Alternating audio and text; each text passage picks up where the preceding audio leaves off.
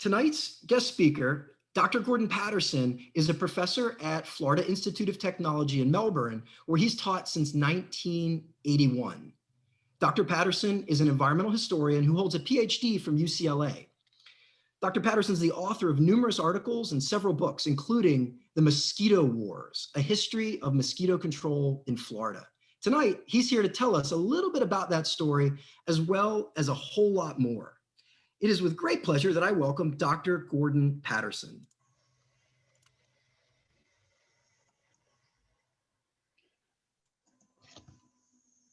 Good evening.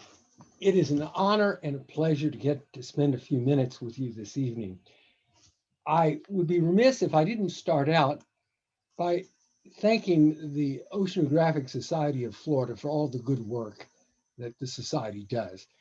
In its 57 years of existence since 1964, the advocacy of the Oceanographic Society, its research, and most importantly, the role that Zach plays and all of his colleagues do in the education of Floridians and the importance of the ocean, of the research that's taking place there. So thank you all very much for being participants in this. Tonight, I'd like to talk to you a little bit about mosquitoes and talk to you about what I think will be one of the challenges of the 21st century, living in the Zika latitudes. One of my colleagues and friends is a cartoonist for the Florida Today, and he sent me some of his cartoons that he did. And this one, in some sense, catches the idea of how much mosquitoes are part of our life and what a big part they are. But that's a story that goes back considerably in our history. This morning, I was working on a piece that I was writing, and I came upon this article from the Tampa Daily News on July 6, 1915. Driven frantic by mosquitoes, young lady driven to cigarette smoking. She was a beautiful girl, high-strung and attractive, pretty, proud of her peach and cream complexion, a beauty feature that was threatened by destruction by mosquitoes. And so she took up cigarette smoking. So hopefully we can give mosquito control one credit that maybe it has contributed to fewer people smoking because of the success of that effort. The magnitude of the problem of mosquitoes in Florida is one that I think is a good place for us to begin. A single female Aedes taeniorhynchus, that's a salt marsh mosquito, or its brethren, Aedes sollicitans, can produce 400 million progeny in a season. In the Everglades, traps have, until the present, recorded catches of mosquitoes in pounds. 1 pound of mosquitoes is about 1,095,000 mosquitoes. In 1957, here on Florida's east central coast in Brevard County, where I live, one of the county commissioners, Lee Wenner, went out and counted in a square foot of our barrier island 12,000 mosquito eggs. That would mean that an acre of our barrier islands can produce 516 million mosquitoes per acre. That is a formidable number of mosquitoes. The word mosquito, mosca, as in fact comes into our language in the 16th century.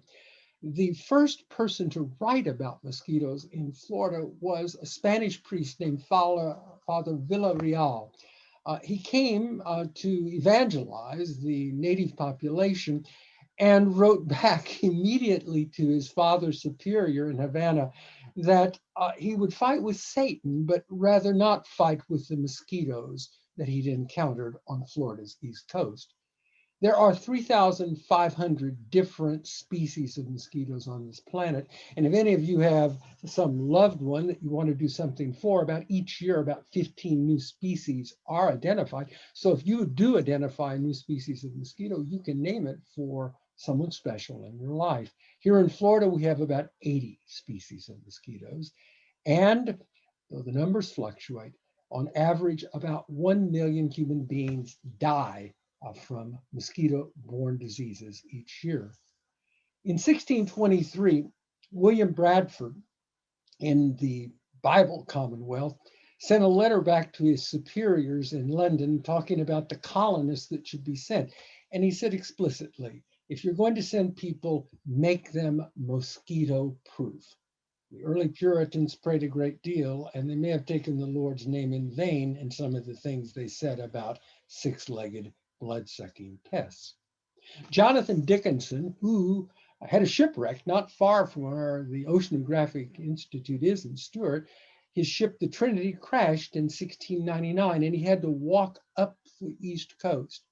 And he noted, Dickinson's book about that journey was the first book published in the United States in Philadelphia.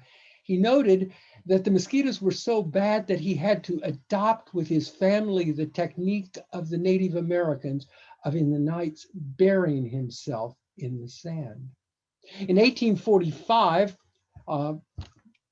our statehood was opposed by Congressman John Randolph because he said Florida was a place of swamps, alligators, and mosquitoes. Nothing good would come from it. And some of you who know the first Florida state flag perhaps recall that on our first state flag, the words were, "Leave us alone." Those who dealt with mosquitoes may have been talking about mosquitoes at the time. The African-American author, Zora Neale Hurston, wrote her first book here in what is now Melbourne, Ocala, Florida. It was a collection of folk tales that she had heard sitting on Jim Clark's porch in Eatonville and in turpentine camps. And there is a story which I think is particularly evocative of the way in which mosquitoes produced mayhem and lies. Let me read you this story. It's in dialect, if you'll permit me. Well, one Christmas time, God was going to Palatka. The devil was in the neighborhood too, and he seen a God a-coming down the long road. So he jumped behind a stump and hid. Not that he was scared of God, but he wanted to get a Christmas present out of God. So he didn't want to give God nothing anyway. So he squatted down and behind his stump till God come along. And then he jumped out and he yelled, "Christmas gift, Christmas gift." And God just looked back over his shoulder and said, "Take the East Coast." He kept on walking. And that's why we've got the storms and the skeeters. It's the devil's property. We who live in zip code 666 have had a formidable challenge with mosquitoes, not just pestiferous, but disease-bearing mosquitoes. Yellow fever historically ravaged Florida. There were 9 yellow fever outbreaks in Key West alone in the 21 years from 1867 to 1888. Dengue fever swept through the entire Gulf. And one of my colleagues, formerly an officer in the United States Public Health Service, Gary Clark, believes that there were up to 250,000 cases of dengue along the Gulf Coast and in Florida in the summer of 1922. Malaria was endemic in Florida. As late as 1934, there were 125,000 cases of malaria. Encephalitis arrived in Florida in the 1950s, Tripoli, Eastern equine encephalitis, St. Louis encephalitis, and most recently, West Nile. And then, of course, in 2016, Zika arrived. The story about mosquitoes and disease is a very interesting one in that in my research, no medical textbook until the middle 1870s mentioned any disease that could be vectored or transmitted by an insect. And then in the late 1870s, a revolution began to take place. In 1877-78, Patrick Manson, an English medical doctor who was stationed in what we now call Taiwan, he called it Formosa, discovered the role in which mosquitoes played in transmitting filariasis. 4 years later, in 1881, the Cuban physician Carlos Finley made a hypothesis that Aedes aegypti mosquitoes were responsible for transmitting yellow fever. Unfortunately, he was unable to prove this experimentally, and the consequence of it was that theory would lie dormant for another 19 years. In 1882, A.F.A. King, who was the physician who attended Lincoln when he was shot at Ford's Theater, in 1882, King argued that mosquitoes were responsible for transmitting malaria. Unfortunately, King undercut his authority by making the public suggestion that a screen should be established around Washington, D.C., as tall as the Washington Memorial. America's entry into what John Hay, then Secretary of State in 1898 under McKinley, called the Splendid Little War, the Spanish-American War. That war meant that there were permanent troops placed in Cuba for a number of years. In 1900, Walter Reed led a commission of individuals to examine the problem of sanitation in general and yellow fever in particular. And in the summer of 1900, Reed sent a telegram to the Army Surgeon General revealing that he believed that he had identified the cause of yellow fever, that it lay in the Aedes aegypti mosquito that Carlos Finley had identified. 2 years before that, or 3 years before that, in 1897, Ronald Ross had solved the mystery of malaria. And then in 1902, Harrison Graham and Thomas Bancroft discovered that mosquitoes transmitted dengue fever. What this means is that within a generation, some of the most devastating diseases were discovered to be mosquito-borne diseases. This led to a revolution in the way in which medical entomologists approached their field, and it led to a significant transformation in the science of entomology. In Florida, we need to go back 20 years. This man, Dr. Joseph Porter, was Florida's first state medical officer. Dr. Porter was a very interesting man. He served as a young Army officer out in Texas with another young officer named Gorgas, the man who would become famous for sanitation and making the Panama Canal. This Porter was raised in Key West, had experienced these yellow fever epidemics, and he happened to be in early August 1888 in Jacksonville, Florida. He had been the president of the State Medical Association, and he had some experience with yellow fever, and he was invited by a friend who was another physician to come and attend a man who'd come over from Lakeland who had a fever. Porter recognized immediately that it was yellow fever, and during the next 2 months, Porter directed the campaign against yellow fever. He described it as a time of constant dread, actual fright, and brutal instances of neglect. No one knew in 1888 what caused yellow fever. There was a belief that tiny particles called miasma rose up off the ground. And so one of the techniques used by the Jacksonville Sanitary Brigade was to take cannons and fire them at sunset at dawn, thinking that this would dispel the miasma. There is no record of any mosquito being killed by one of those cannonballs. The city of Jacksonville in 1888 had about 25,000 people in it. 10,000 people fled immediately. A shotgun quarantine was placed. There's a historical drawing of that near Sand Hills, where the entryway and exit to the city. You would have to be quarantined for 14 days before you could gain access or leave the city. Below you see what was a yellow fever card.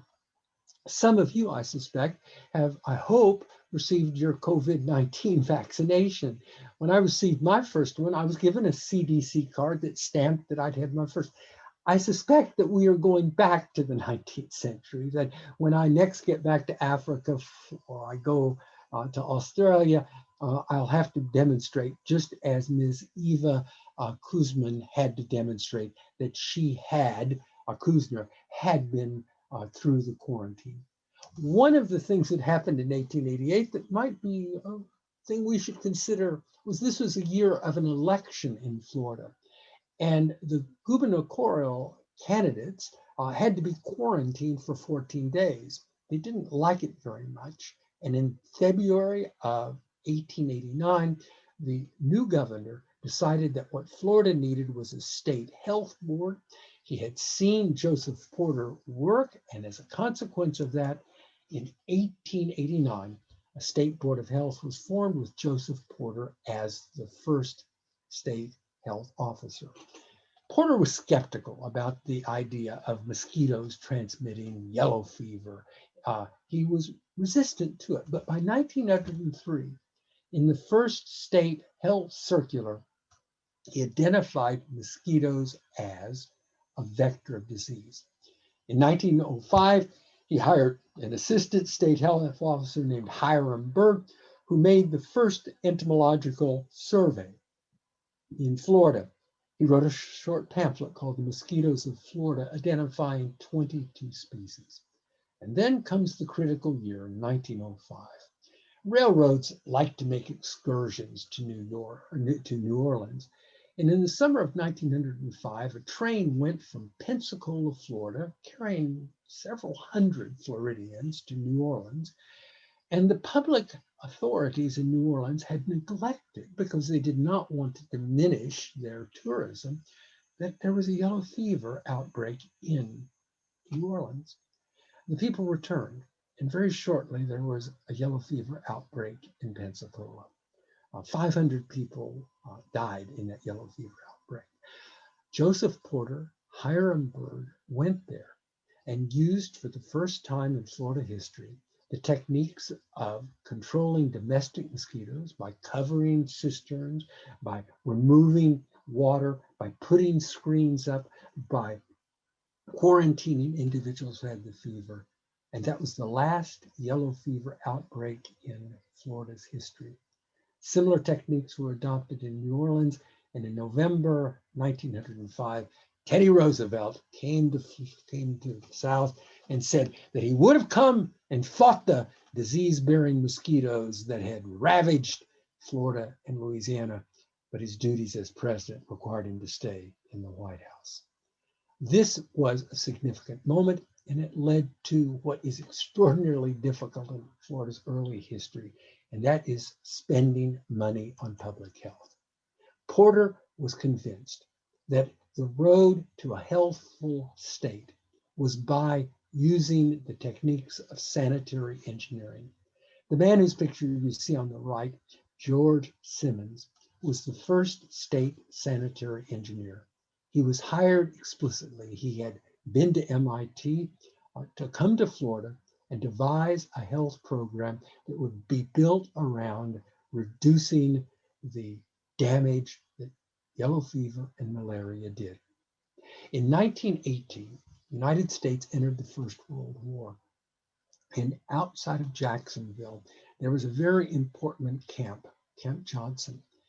At that camp, Simmons and Porter instituted an effective means of controlling the Anopheles quadrimaculatus mosquito, which is the vector of malaria. One of the interesting things about mosquitoes is their flight range.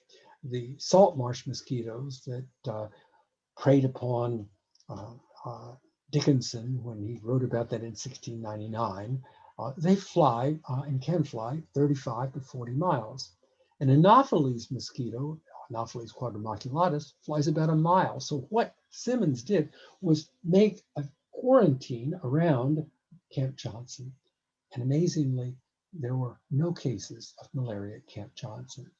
Unfortunately, the governor of the States was a troglodyte named Sidney Katz. He thought that it was a waste of money to spend anything on public health. He also said that nunneries should be closed because he was rabidly anti-Catholic. a truly interesting figure in Florida history. He fired Porter, told Simmons that he should perhaps occupy himself doing something other than being concerned with mosquitoes. At this point, it is to the credit of the Burton Schwartz Cypress Lumber Company in Perry, Florida, that mosquito control got another opportunity.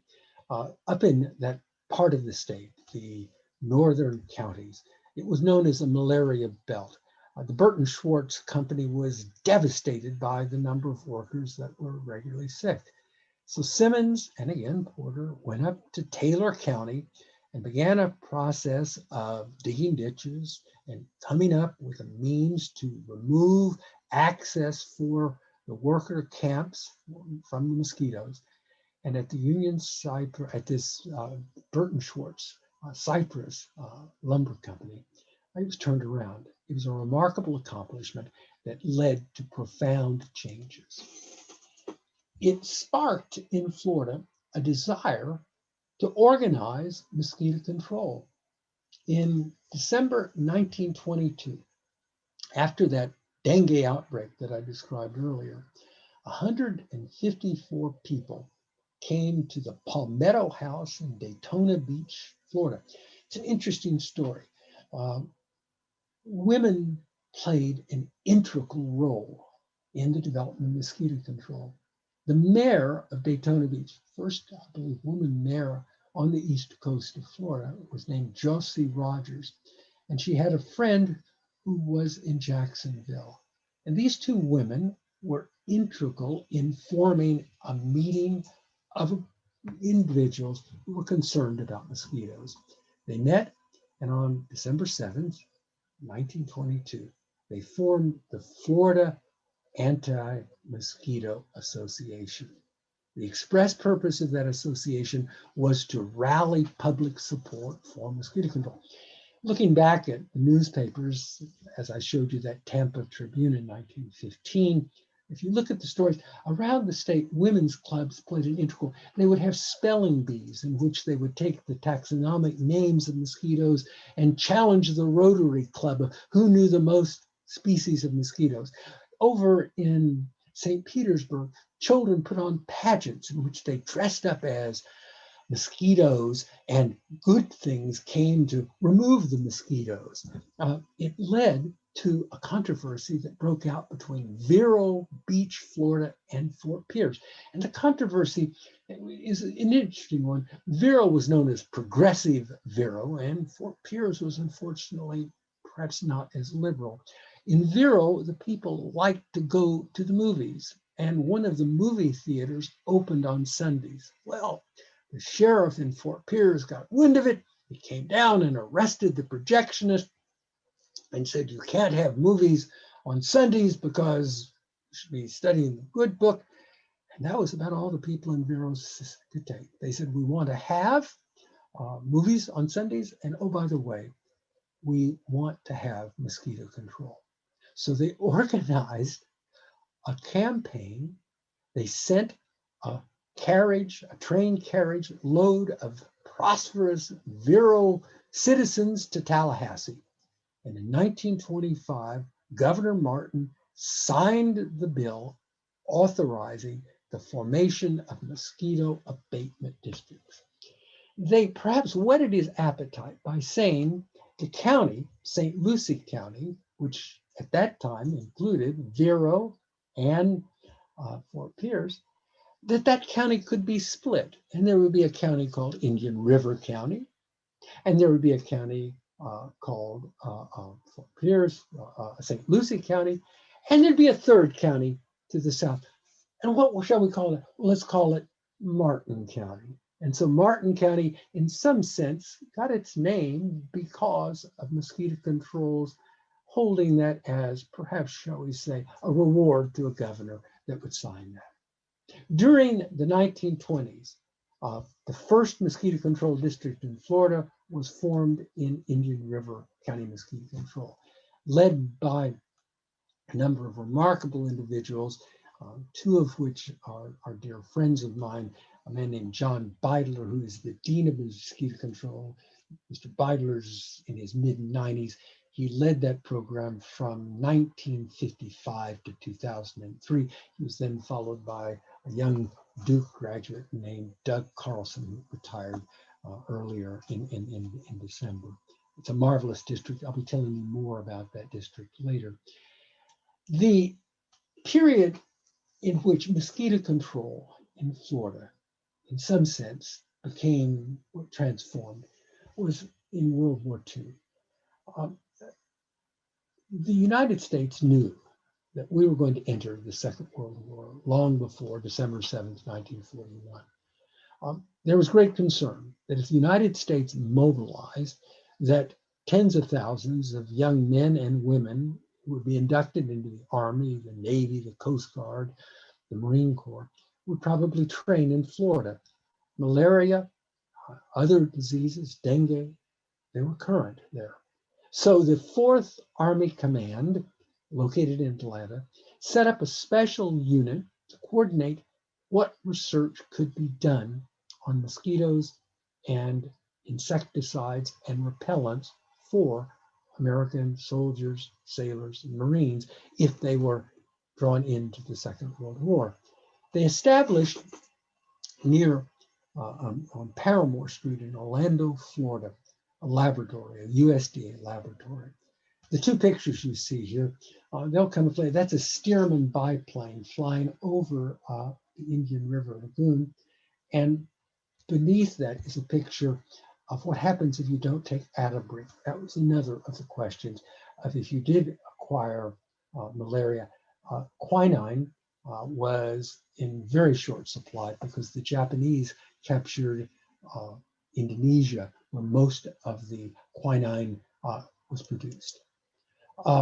This is a way in which, in some sense, mosquitoes came to people's attention. If this plays, this will show you how a corporation that has made some money in Orlando got involved in mosquito control.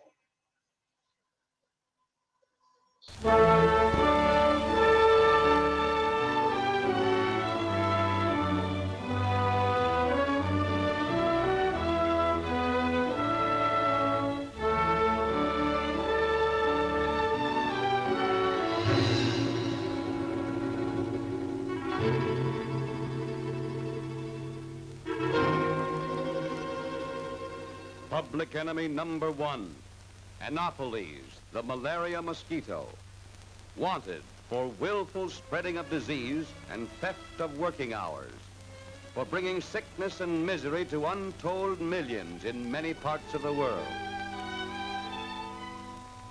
This tiny criminal is linked to the destinies of man in a cycle of disease transmission that could not exist without either man or mosquito.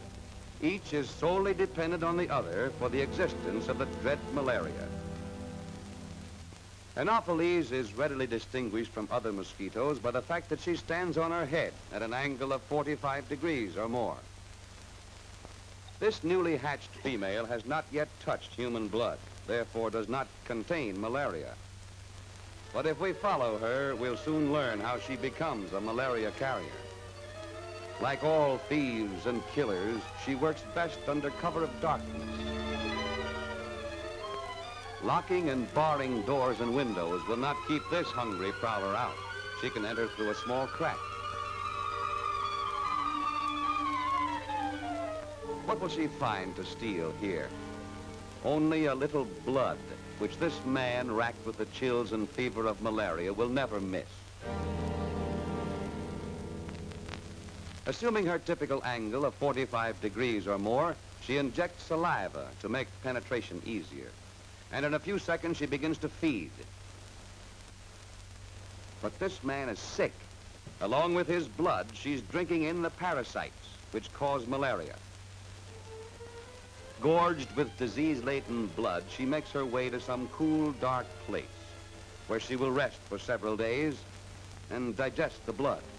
Although the blood is digested, the disease parasites are not harmed in any way. On the contrary, they multiply to great numbers. Hungry again, she flies out as evening falls in search of blood. This time she carries with her the malaria parasites with which she is infected.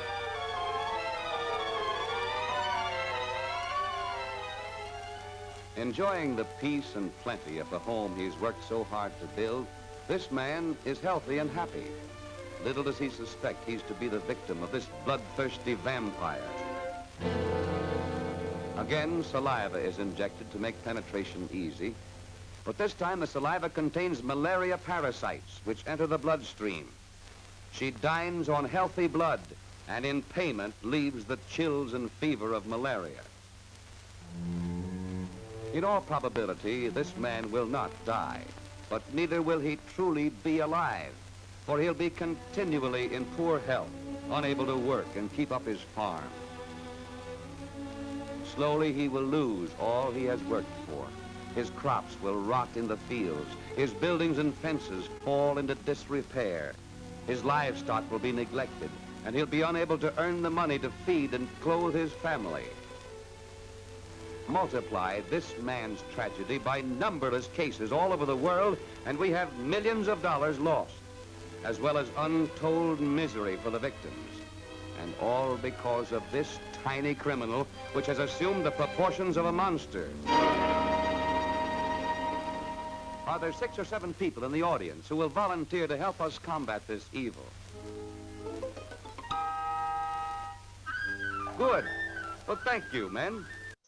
Yes, you perhaps didn't know that. Some of the earliest mosquito warriors were working with Snow White.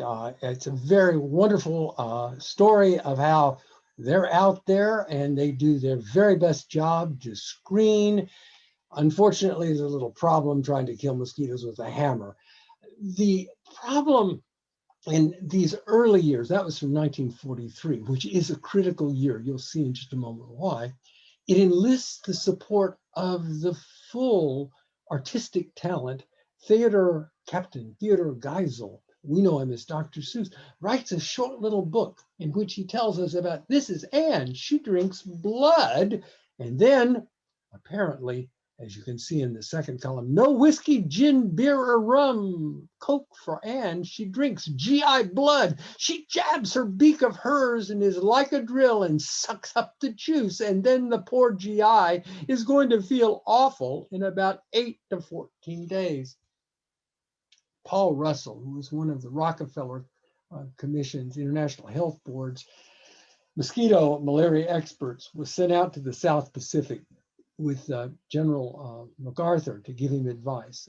And MacArthur, after Bougainville, said, I have 1/3 of my troops suffering from malaria, 1/3 are recovering, and 1/3 are fighting. This will be a very long war if we have to fight the Japanese and Anopheles mosquitoes. Fortunately, something happened. A chemical revolution took place.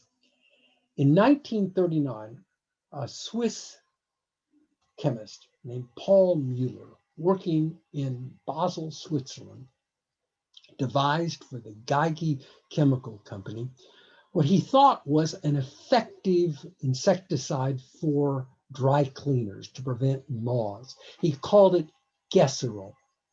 The military attaché in Basel, Switzerland, sent about 100 kilos of that chemical to that laboratory I mentioned in Orlando, Florida, on Paramore Street. That laboratory had been charged with looking into insecticides. This is a film which will show you a little bit about that laboratory. To take the place of insecticides no longer available because of the war. Through the National Research Council, this United States Department of Agriculture laboratory at Orlando, Florida, was one of the several places in which the work was centered. It was the job of this laboratory to raise the healthiest, sturdiest specimens of the common disease-bearing insects, and then to find the means of killing them. Hundreds of insecticides were tried out here, developed from materials sent in from all parts of the world. Some were fairly effective, even good. Compounds and solutions that dropped a mosquito in midair, could stun a louse, quickly dispatch a fly or a flea. But something better was needed. something that would kill all 4 insects and could be produced in the enormous quantities needed. If possible, something that might continue to kill, for a few hours anyway, or better, a few days after application. November 16, 1942, was the day that brought in a new insecticide sample from Switzerland. An accompanying letter gave some of the details. One feature sounded particularly interesting, if a little unbelievable. That was the claim that after a single application in a barn, this insecticide had continued to kill flies for a month thereafter. But scientists were accustomed to hearing exaggerated claims. The new material was given a code number and started along the testing routine. First, an elementary test against lice. A solution of the material is placed in a beaker, and the lice are added. Yes, it kills, but of course you can't catch all the lice in the world and put them in beakers. Now to apply it in powder form on the body of a volunteer. The lice are placed in a sleeve on the subject's arm. Another sleeve, which contains the standard Army delousing powder for purposes of comparison, is removed first. The results are as good as expected, with only a few lice surviving. Now for the other sleeve, dusted with the powder prepared from the new material.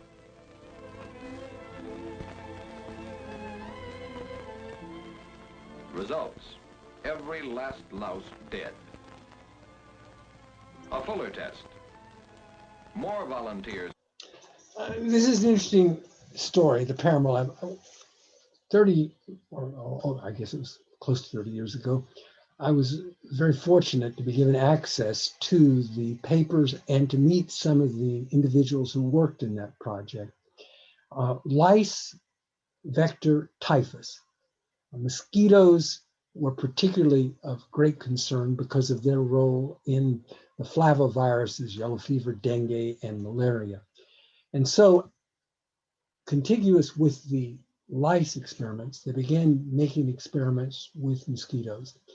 It was very effective, but they decided they needed to do outdoor experiments. And so they came over to Cocoa Beach, Florida, the salt marsh that's there.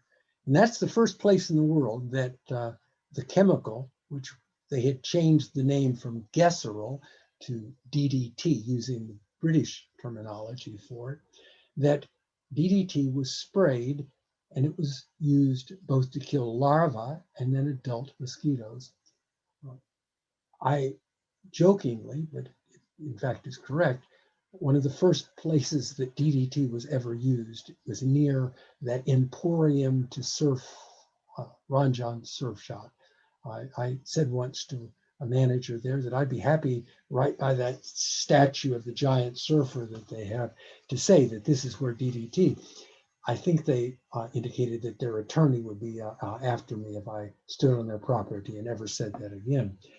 What happens in this story is that in World War II, one of the first reasons for mosquito control was to protect, particularly here in Florida, the inductees from catching yellow fever or malaria.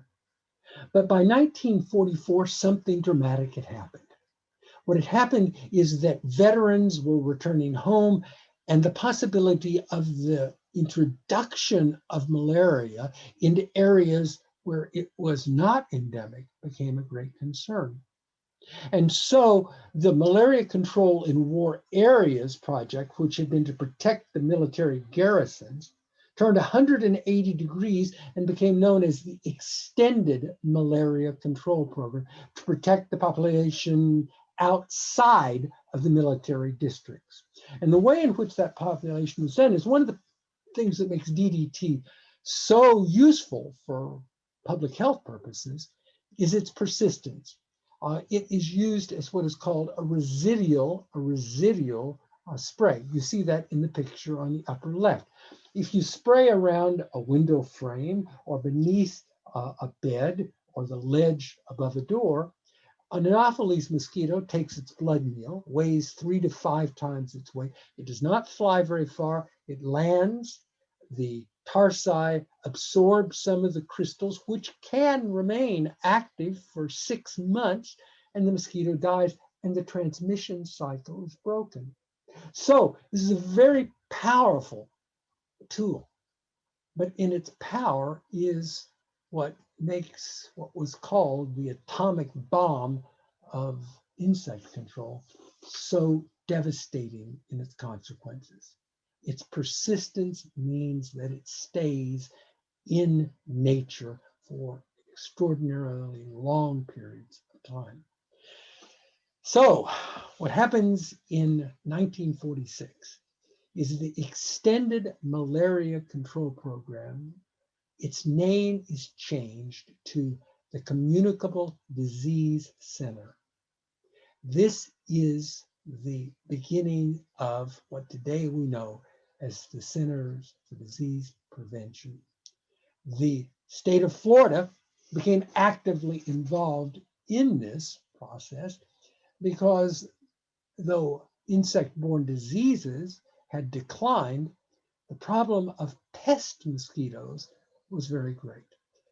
And in the second half of the 1940s, the appetite for drawing tourists to Florida became one which allowed the State Board of Health to argue that by creating mosquito control districts, this would be a boon for tourism.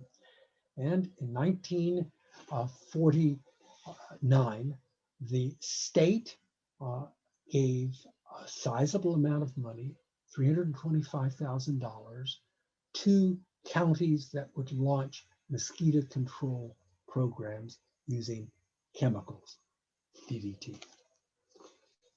4 years later, in 1953, the then state entomologist, a man named John Morenin Sr., and this man, you see on the right, Dr. Maury Provo, went to the state and said, this year there's a budget surplus. If you will give us a seed, a watermelon seed, we will make you a harvest of something that will do tremendous good. And what they wanted to use that seed for was the establishment of a medical or an entomological research center. That research center began, the building was actually dedicated in 1956, but the research effort of the state of Florida on mosquitoes goes back to 1947, when this man, Maury Provo, came and began doing research on Sanibel Island. Provo was a remarkable figure. I'm working on a new book in which Maury Provo will play a prominent role. 2 weeks ago, I talked to his son, and I'll be looking at his diaries, and the material is absolutely amazing. He roomed with Aldo Leopold's son. Provo was an ornithologist. He brought with his work a sensitivity to the world. And he was particularly interested in the questions of how mosquitoes, how they come into being, their lifestyle, what characteristics they bring, and how they could be controlled in a way which did not intrude and produce a harvest of mischief. By the late 1950s, the problem of DDT had grown. I'm sure that some of you will ask me questions about insecticides. I'm not a scientist, but I would say DDT is the classic story of a marvelous tool that was misused. If we had saved DDT for public health purposes in that residual spraying inside a dwelling, we would still be using it. But after 1945, when DDT was released for civilian use, Americans, the planet, went on a DDT binge. By the early 1950s, we were reducing hundreds of millions of tons of DDT. In New England, elm trees were receiving treatments of up to 5 pounds of DDT per tree to prevent Dutch elm disease. Here you see, DDT is good for me, DDT is good for you. It led to a worldwide effort to eradicate malaria. an effort to eradicate the Aedes aegypti mosquito. That changes in 1962. I should be very frank with you.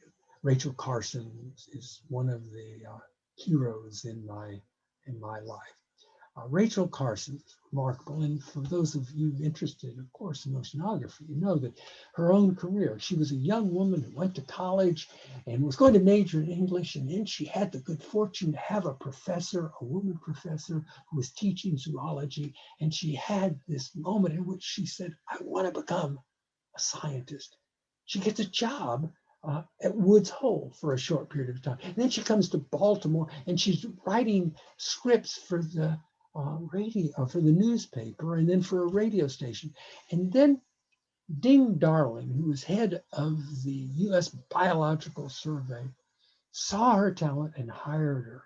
And she rose to a position of being head of the Biological Survey, becomes the United States Fish and Wildlife Commission. She rose to the head of that, and she writes these wonderful books on the ocean around us.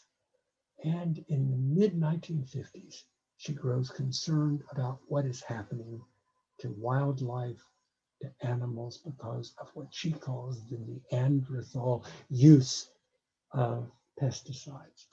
In fact, Florida plays a part in that story.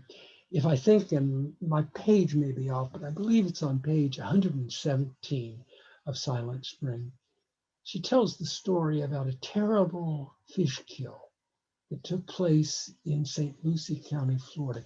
Two of the scientists working for Maury Proval, Robert Harrington, an ichthyologist, and Bill Bidlingmeyer, a biologist, went out and saw the consequences of a spraying of a chemical called dieldrin on a marsh. They measured the fish kill in tons. And that, Carson indicated, was one of the moments in which she realized that this book idea that had been in her would have to come to fruition. In June of 1962, the New Yorker magazine, in 3 different installments, published each chapter of the chapters of it. The book was published in September 1962. And when I tell my students about this, I made the mistake a while ago of saying, this book was in the Book of the Month Club. It was the Book of the Month Club. And they looked at me with their eyes glazed over. And then I had to realize they didn't know what the Book of the Month Club was. So I said, it's at the top of the playlist on your device. And then they got it, that this was a big book. It was a big book, and it produced a big reaction. There was an immediate response in which the pesticide industry launched a campaign, $300,000, to demonstrate that this intrepid person had raised questions. If the spring had been silent, as the headline says, then the summer was pretty hot. A few years ago, I did a bit more research on this, and I found this wonderful letter that had been sent to the New Yorker, June 29, 1962. Miss Rachel Carson's reference to the selfishness of insecticide manufacturers probably reflects her communist sympathies, like a lot of our writers these days. We can live without birds and animals, but as the current market slump shows, we cannot live without business. As for insects, isn't it just like a woman to be scared to death of a few little bugs? As long as we've got the H-bomb, everything will be okay. H. Davidson, San Francisco. Rachel Carson had all of the things that lit the anger of so many critics. She was a woman. She was accused of emotionalism. She wasn't a scientist. Sinister forces had gotten to her. And as one writer said, she likes cats. This is a dangerous, dangerous creature, a smart woman who can write like hell. What happens in Florida is an interesting story. In 1969, the State Health Board disappears. It becomes part of Health and Human Resources. In the 1970s, again, it was that laboratory led by Maury Provo and that first mosquito control district, the Indian River County Mosquito Control District, that began to raise the concern, along with Harbor Branch, about wetlands, about the difference between the high and the low marsh. By 1980, Governor Graham has created a working group on mosquito control, and they formed a technical subcommittee on managed marshes to look at what mosquito control can do to do their work in a way that protects Floridians from pestiferous and disease-bearing mosquitoes, and at the same time preserves the environment. The 1970s see the beginning of an era of biological control. 1972, DDT is banned in the United States, and you begin to see the first generation of what are called biorational pesticides. Bacillus is Thuringius israelis. BTI is a bacteria which only affects mosquito larvae. Methoprene, which is an insect growth regulator that prevents mosquitoes from pupating. Wolbachia, which is a bacteria that's in about 75% of insects, but is not in Aedes aegypti and is currently being used by the Australians who are leading this research very effectively to control that. And most recently, we've seen work by the CRISPR people in gene engines, or Oxitec's most recent episode, and the experiment, which again we can talk about later in the Keys. In 1999, we began to get a message of what the 21st century would resemble. This is another piece of the New Yorker. Along with the birds that migrate, so the diseases. West Nile arrives in New York in 1999. It gets to Florida in 2001. So what about this 21st century? Our epoch has really been defined by two major events. 500 years ago, the Columbian Exchange that took our kind and brought them to the New World. Then the Industrial Revolution that transformed our planet into an urban planet, an urban culture. In 1850, there were only 3 cities in the world, London, Paris, and Beijing, that had 1 million people in them.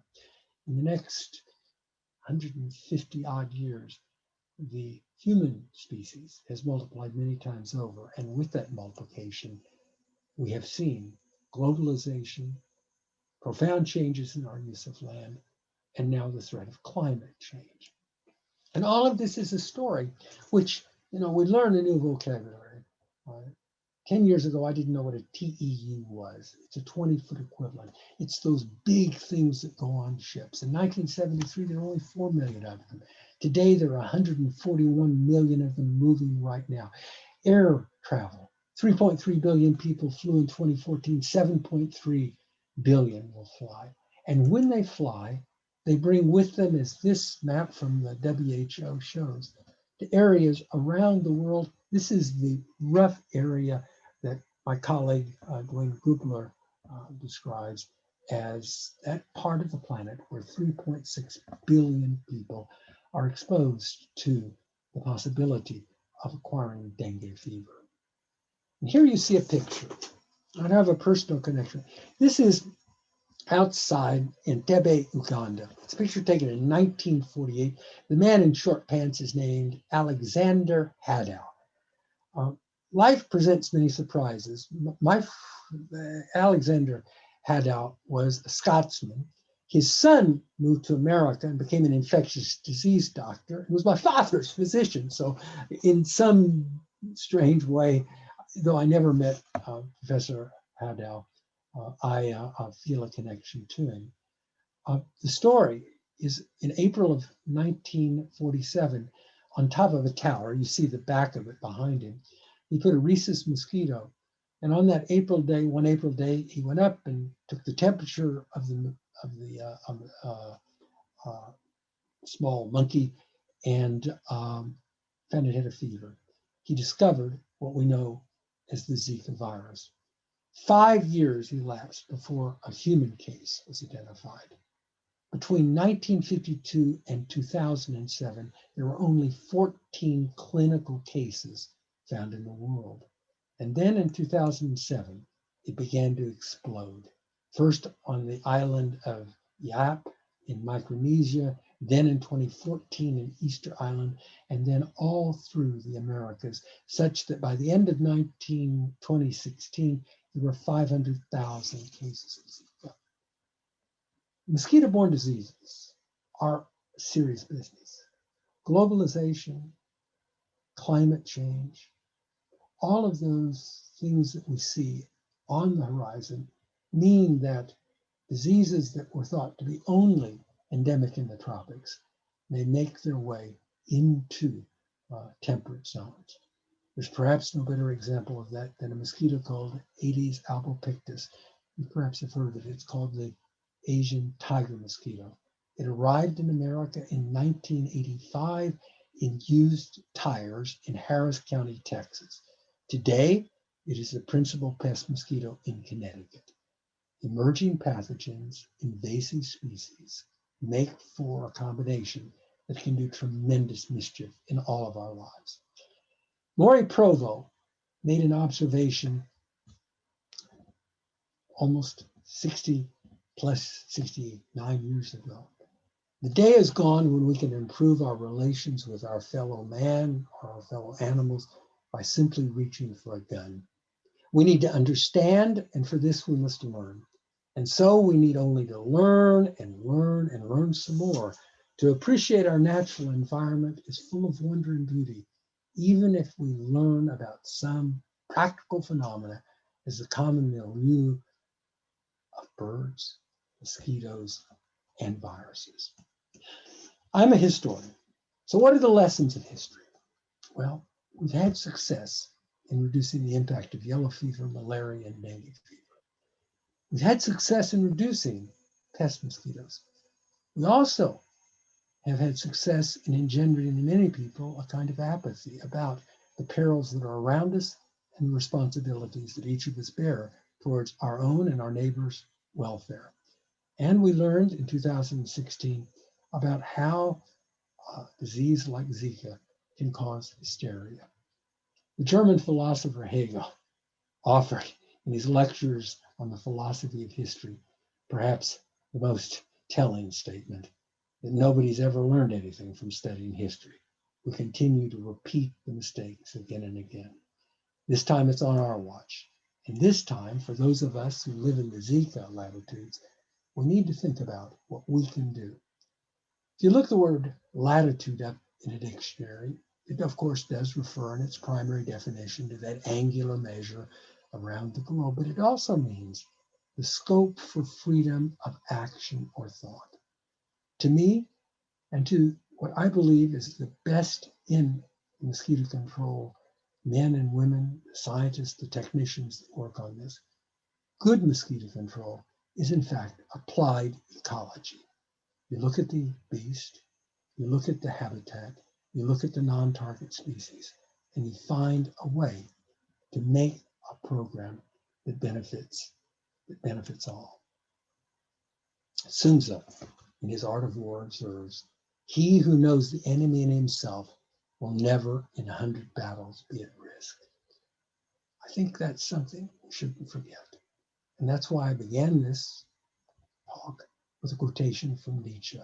To forget one's purpose is the commonest form of stupidity. We're too old to look surprised, and we are far too numerous to be stupid. So what I would suggest is we need to think about how we can do mosquito control in a way that's environmentally sound and a way which protects our human population. So let me go back to one of Jeff Parker's cartoons. Here we are in Florida. We've got these big mosquitoes around us. Wear your repellent, protect yourself, clean up your yard. You can do your part. I'll end on this note. A book that I loved as a child, my mother reminded me of when I began work on mosquitoes. And she told me, and I think she may be right, as E.B. White says in Charlotte's Web, people are not as smart as bugs. Thank you all very much. If you have any questions, I'm sure Zach will pass them on to me, but I've enjoyed our time together. Fantastic. I can't even begin to thank you for the hour that we just got to spend with you. What a neat story, and what a gifted storyteller.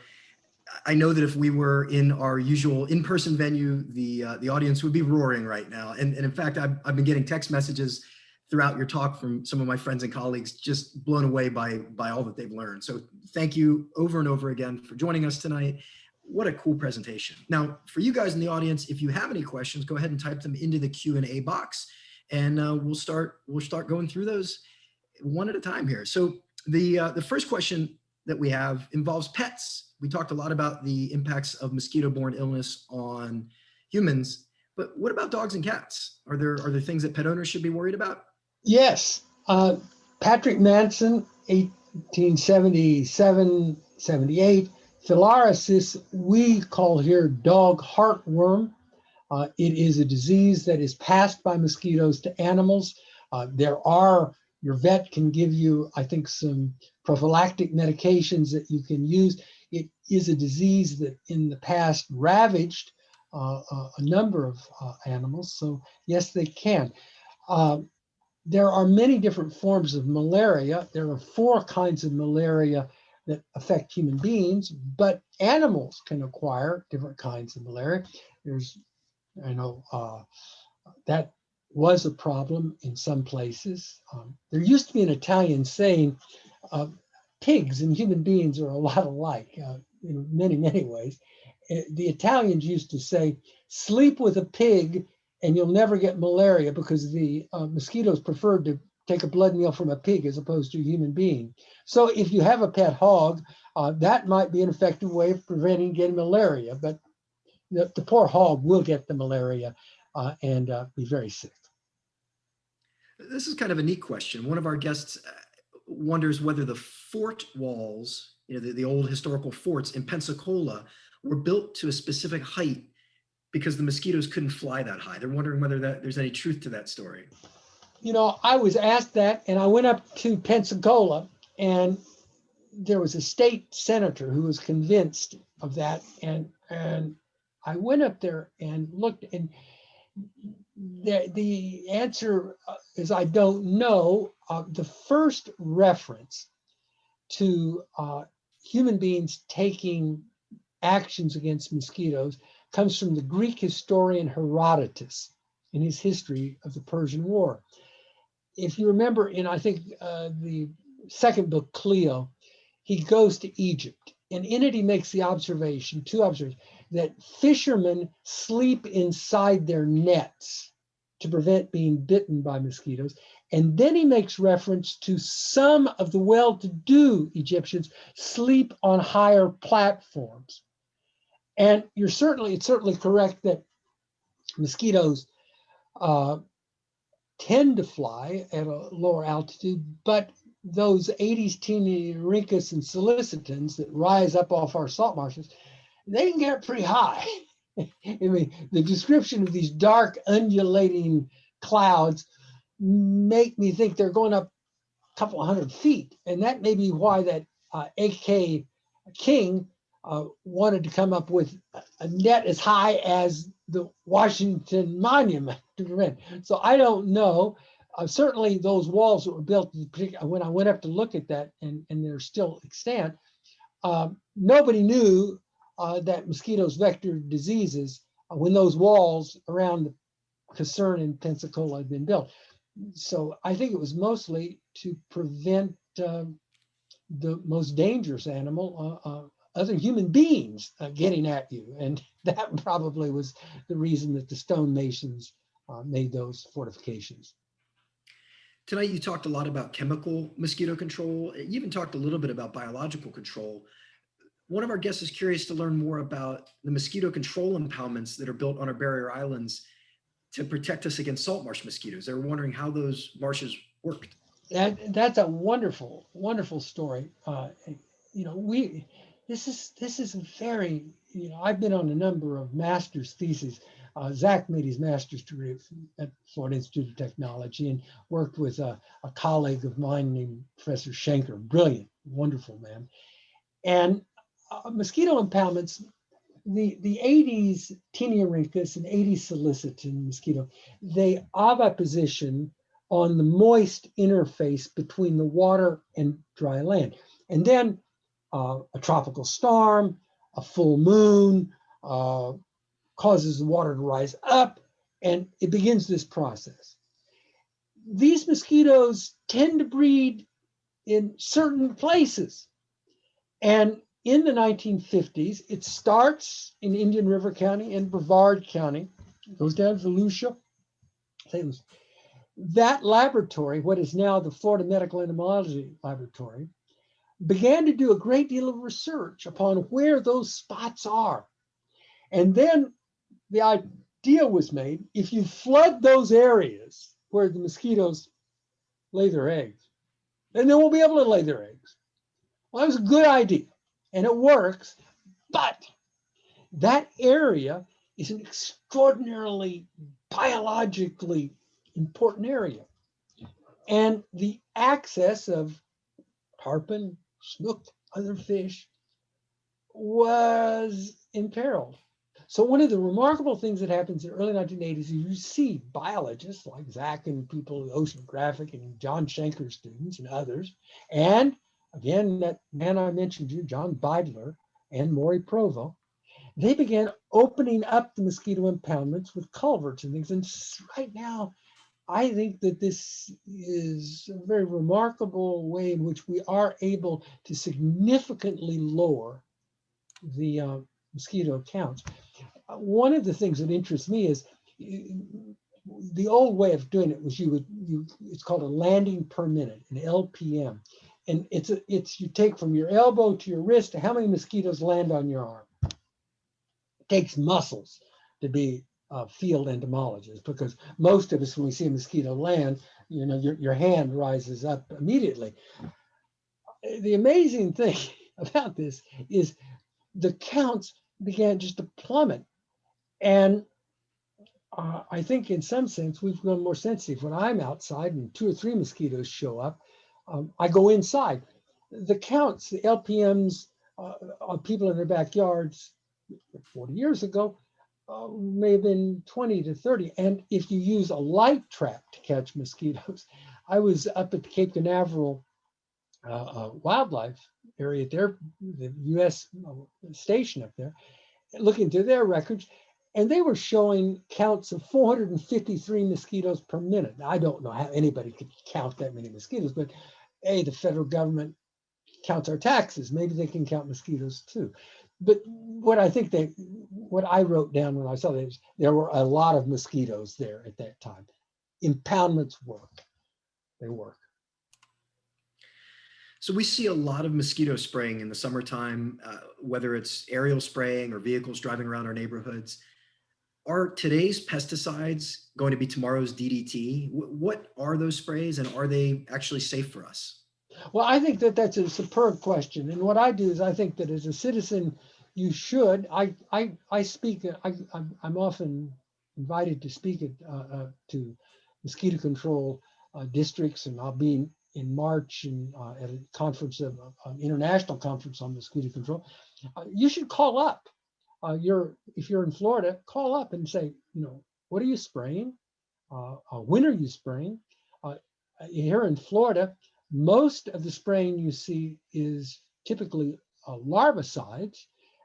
Most of those larvicides are biorational. BTI is the one which has been shown not to be harmful to non-target species.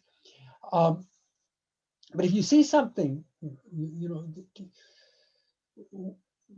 everyone that I've ever met in mosquito control would say that if you see spraying against adult mosquitoes, that's a sign of failure. If they're on the wing, you haven't done a good job. Now, that is not to say you shouldn't do that.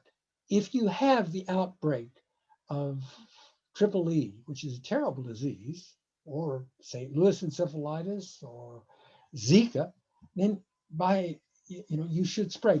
But we here in Florida use sentinel flocks of chickens that are placed in different areas, and the blood is drawn from those chickens. So when an area is sprayed during a public health crisis, that's where the mosquitoes are. And you want to get them there and prevent them migrating. Some of my colleagues were down in South Beach when Zika broke out. And I think we had 60 cases of Zika in Dade County. And they were very, very targeted sprayings, both larviciding and adulticiding. So I would encourage, I do, I call my mosquito control people up and say, your truck went by, it was driving too fast. Every one of these trucks is a GPS. They should be driving, at a slow enough speed that there's, dispersal. They're using ultra low volume. So the particles are between, I think, 13 and 20 nanometers. And that kills enough to kill a mosquito, but is not enough, if it's that's not, to kill a bee. And that's important because bees are real important in the world. And so I think that, like so many things, good science, good technology can make for good public health. But you need, as a citizen, to encourage the trinity of science and technology and public to come together. And that's on my shoulders and on yours too. Can you comment on how many mosquito species are actually disease vectors versus just nuisances? And are the salt marsh mosquitoes that plague us out here in the Barrier Islands, are they disease vectors at all? Good question. No, salt marsh mosquitoes are just pests. They vector no diseases. There's a great mosquito taxonomist named Richard Darcy. Dr. Darcy lived into his late 90s, and I used to sit by him. And in this book, my first book on mosquitoes, I asked him at the end, would you make me up a chart of the mosquitoes that, and I'm looking for it, that are disease bearing? And I think we came up with, it looks like about 35 species of that 3,500 that are here in Florida that make mischief for us. Do mosquitoes play any positive roles? You talked about bees a minute ago. What about the mosquitoes themselves? Whoever asked that, it is always a pleasure to meet a metaphysician.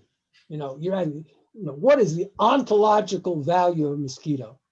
The real question is, what is the ontological value of a human being? That's the one we're wrestling with. I think that they're part of the web of life. They're creatures, by our standards, they don't do very much that's good, but frogs eat them. I'm sure that lots of birds enjoy them. And Mother Nature has very sharp teeth. And if they were eradicated, I wonder what would fill that niche. So again, the first book I wrote, is Zach mentioned, it was called Mosquito Wars, and the second one about mosquitoes is called Mosquito Crusades. And I think those metaphors of war and crusade, I would like to change to conversation. We're in a dialogue with these blood-sucking pests, and we need to keep them at a distance. But I am not an eradicator. I think that's the wrong path to go down.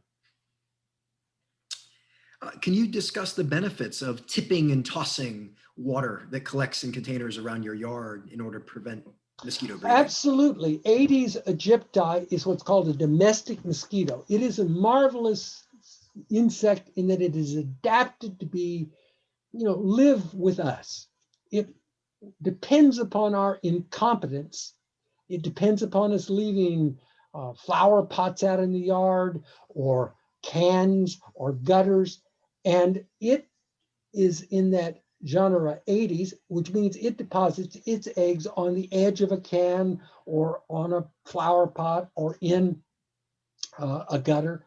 And if we allow stagnant water to stand in that and the water rises up, my neighbor, I just emptied their trash can from the waste management that had about 2 inches of water in it as I walked by. They're away and that will become a place that'll breed mosquitoes. So yes, turn over. And those particular mosquitoes, Aedes aegypti, their flight range is about 200 feet. So if you protect your house and your neighbor protects theirs, Aedes aegypti goes away, and it is a truly bad mosquito. It's the Zika mosquito, it's the dengue mosquito, it's the yellow fever mosquito, all of the flaviviruses. So you want to get rid of that. Here, I will tell you a funny story, here's globalization.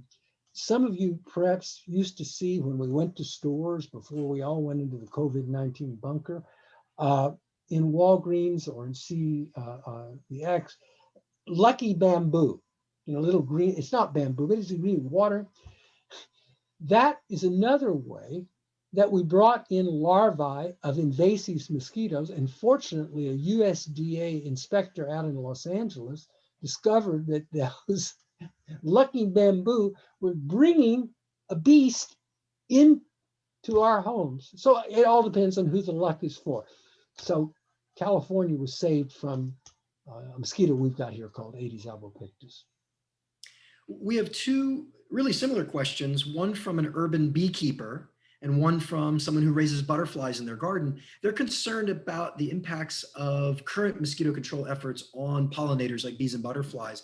Are there any pesticides or other control measures on the near-term horizon that may be more selective towards mosquitoes while sparing our important pollinating species?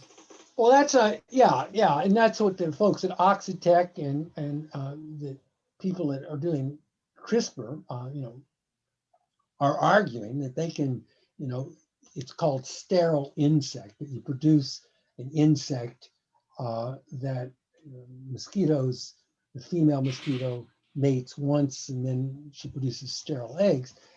That remains as of yet unknown. Right now in Monroe County, they are doing a test of 132 releases, are placing eggs of a mosquito, Hemiorhynchus, that has its two genes altered. One's a marker gene, so they can identify if it's one, and one's not.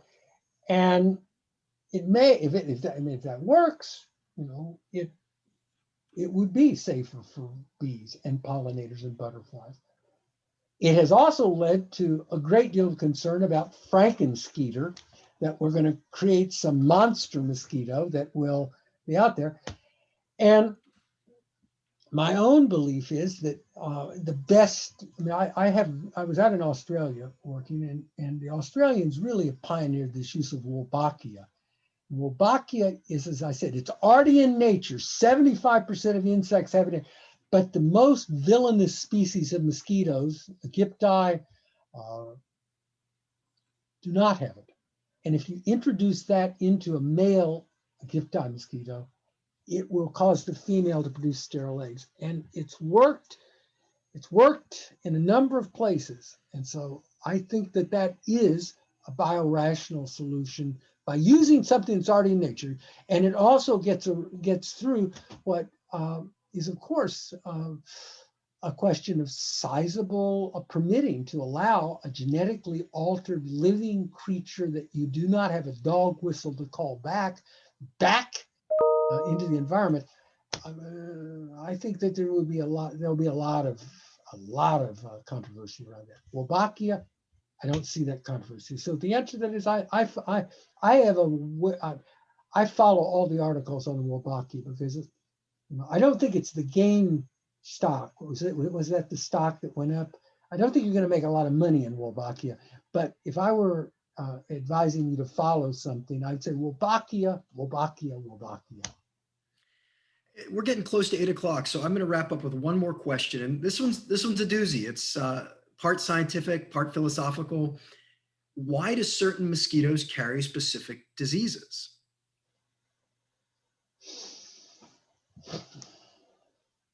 That's a really good question. And again, I'll remind you, I'm not a scientist.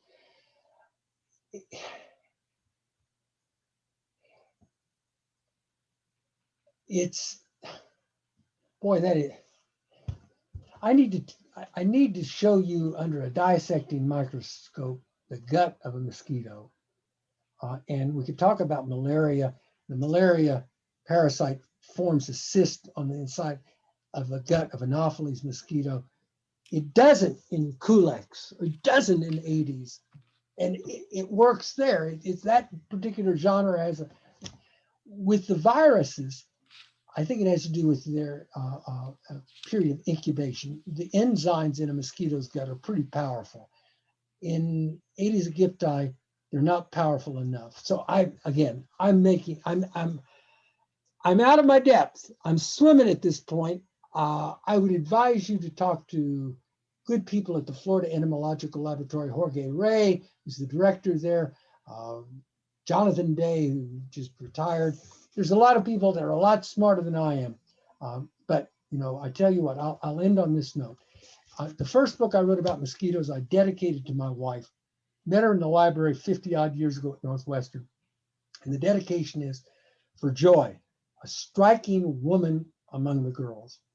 She is striking. But she also, when I go out to these places where there are lots of mosquitoes, she calls them my girlfriends. And so she's always striking them. She's an English professor, and she reads everything I write, and she's got a red pen, and she says, strike it. So 3 times I'm married to a striking woman. So with that, I'll say goodnight to you. I'll go see what the striking woman's been doing. Thank you all so much. And again, thank all of you for supporting the Oceanographic Society. Research, advocacy, education. That's a trinity that you folks are taking part in. So thank you all so much for letting me chat with you this evening. And Gordon, thank you again. I'm just so grateful for the time you spent with us, both the presentation and this great question and answer session. I know I've come out of it with a whole lot of new knowledge, and I think most of our guests have as well. We still have about 100 people hanging in for the question and answer session, believe it or not.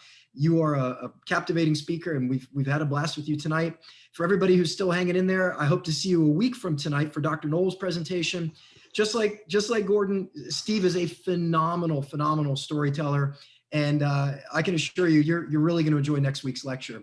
Until then, have a great week, and we'll see everybody next Tuesday at 6:30 sharp. Bye, everyone.